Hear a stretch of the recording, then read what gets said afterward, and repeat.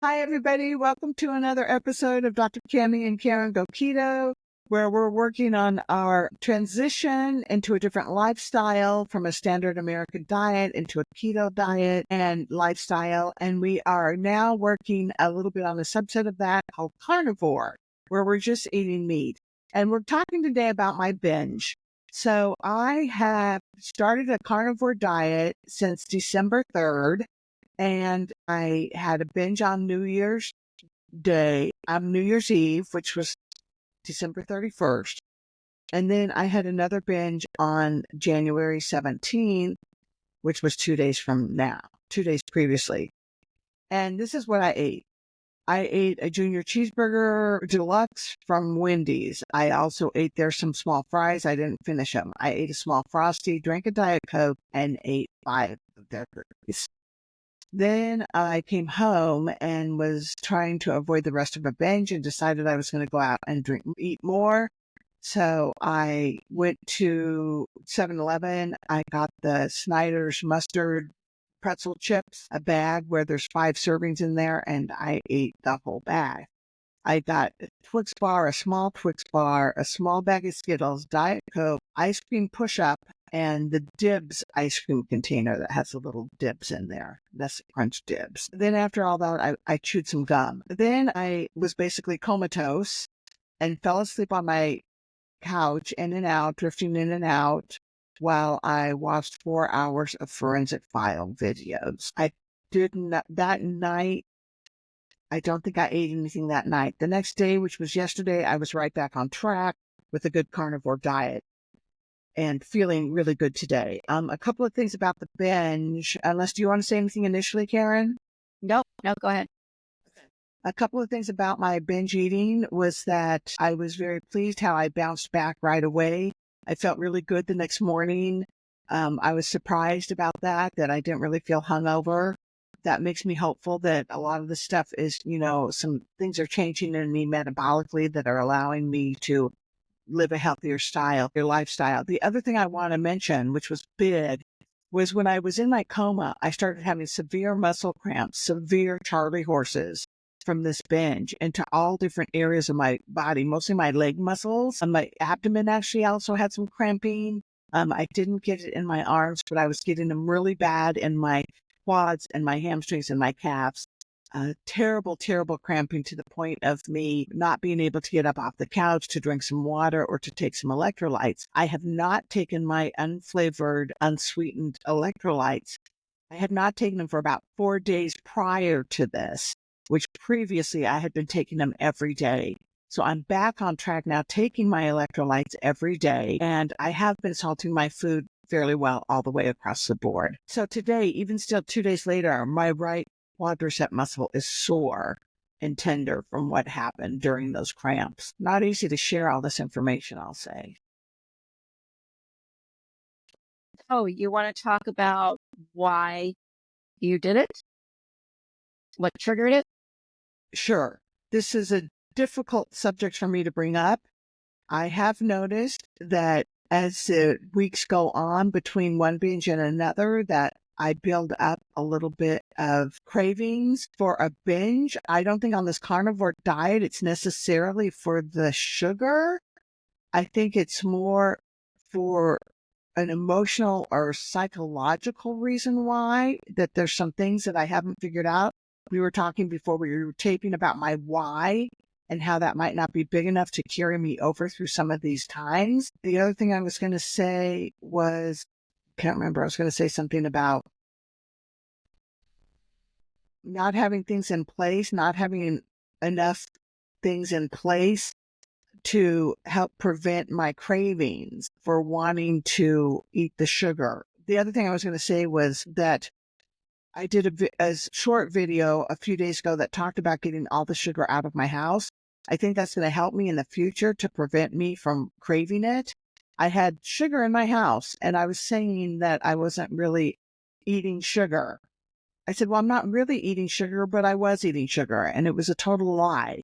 And so I took out all the sauces. I took out the pork rinds that had sugar. I took out my protein chips that are not carnivore, and they had sucralose listed on there as the very last ingredient. I took out sugar that I actually had in my house. I was eating keto fat bombs and I was putting sucralose in there, the Splenda, that had stevia and monk fruit in it. And I was putting half the amount that they were calling for in the recipe and deciding that that was not a lot of sugar. So all of that is completely out of the house. I am having some difficult times wanting something sweet after I finish a meal. I was chewing gum a lot of times after I would finish my meal, and those little pieces of gum had 2 carbs in them per piece, and I was chewing 2 or 3 pieces at a time, and also xylitol in them. So all of that is out now, and I'm learning new habits about really being completely off sugar. I'm hoping that's going to help me in the future, and planning and thinking that's going to help for keeping me off of these benches. Because I've decided that I have to get them completely out of my life if I'm going to want to lose weight and get healthier and start looking like Karen is when we do our weigh-ins, and you can see a difference on Sundays. Yeah. Well, thank you for sharing, Cammy. I know that that is not the easiest of things to do. And it may be even harder as those binge windows are getting longer, right? Because you think it's licked and it's not, so to speak. So, I'm always hooked on languaging and how people speak. Now, I know there are two components to my why. And my why is I want to restructure the composition of my body. It was too flabby, and I actually wanted to create maybe another YouTube channel, or this may turn into it, but in my mind it's called Dump the Front. I love it. Because I was very frumpy, and that's a thing that 60-year-old women say. But here's an interesting thing. I was working with Chat GPT about it, and he heard me say dump the front. And a front can be a facade or a lie, an untruth. And I'm thinking that that's kind of an interesting thing, that and what Chat gave me was totally workable within the response, because it could be that the frump and the front are actually one and the same. Oh my God, that's so interesting. So cool. So that's a why, my personal physical why, because like I've told you guys before, my numbers when I go to the doctor are relatively good, but I need to be stronger, thinner and stronger, and have the ability to move, because my mom relies on me. My brother relies on me to help with my mom, and I'm not able to do the same things that other people can because of a lack of strength. And of course, we're aiming to get my mom out of the wheelchair, but right now she's in a wheelchair. So we've got to deal with that as reality. So that's another reason. The other thing is when my husband Tim got sick and died 67 days later, it was just not enough time from our perspective to get it. I wanted to get him on a ketogenic diet, and there just was not enough time. He never recovered any sort of health enough to transition him to a ketogenic diet. I did collaborate with Miriam Kalamian, I think is her name, or Kalamian, who is a wonderful nutrition keto cancer nutrition person, and got like 7 extra years from her son, getting him on a keto diet and getting his cancer going from you have no time left to live to 7 more years. So I collaborated with her, and when she came in, she was actually there with me when the doctor gave a certain diagnosis of Tim, and she said, you know, he can eat whatever he wants. It does not matter. There's not enough time.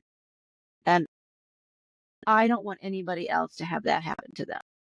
I want to make a message to people, and I want that message to be heard and to be taken under advisement by people, so that they think that they have hope in that area. And I don't think that I can be persuasive and credible until they see the change in me. And so Awesome. that's my why.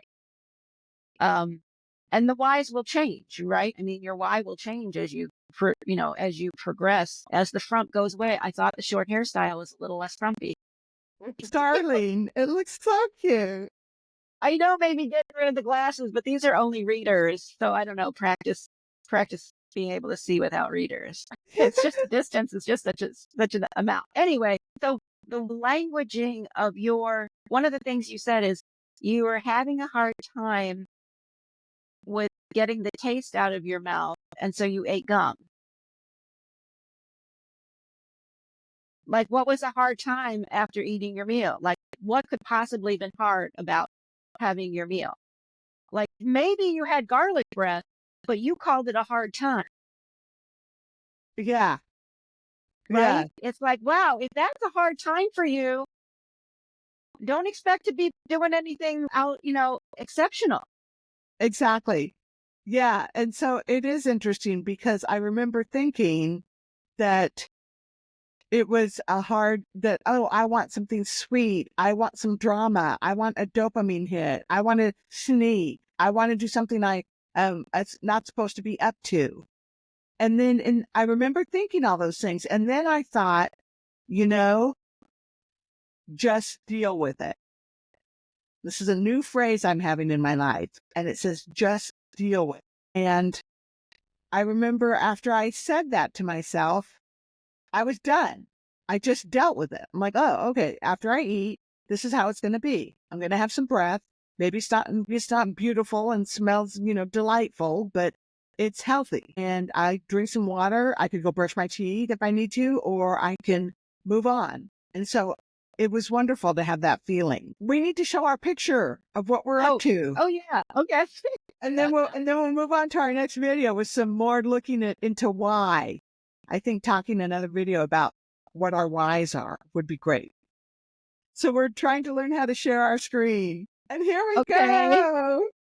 We are trying to learn edit, etc. And we used an application called Riverside. There was a delightful meal that Cammy and I shared in April of 2023 when she came to the toy show and helped me out at the toy show. No, 2024, I'm sorry. And that was Texas Day, Brazil, which incredibly wonderful food. And yes, this was when we were not carnivore. So there's why there's some salad there. But All pretty right. much, as you can see, drenched in blue cheese dressing.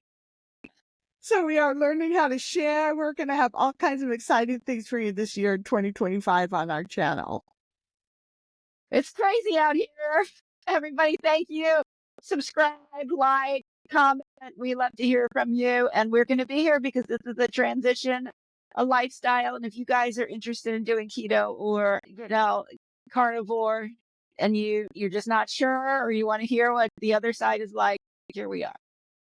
And let's send some sunshine to Karen because it's -14 there today with the wind chill in Chicago. Feels like -14 here in Chicago, but I know for other people, I mean, that wind chill, that cold front's even hitting Florida and maybe Mexico, or at least Texas for sure. I don't know. It's been cold here, at 60. So I just had to throw that in there. All right. Take care, everybody. Bye. Bye.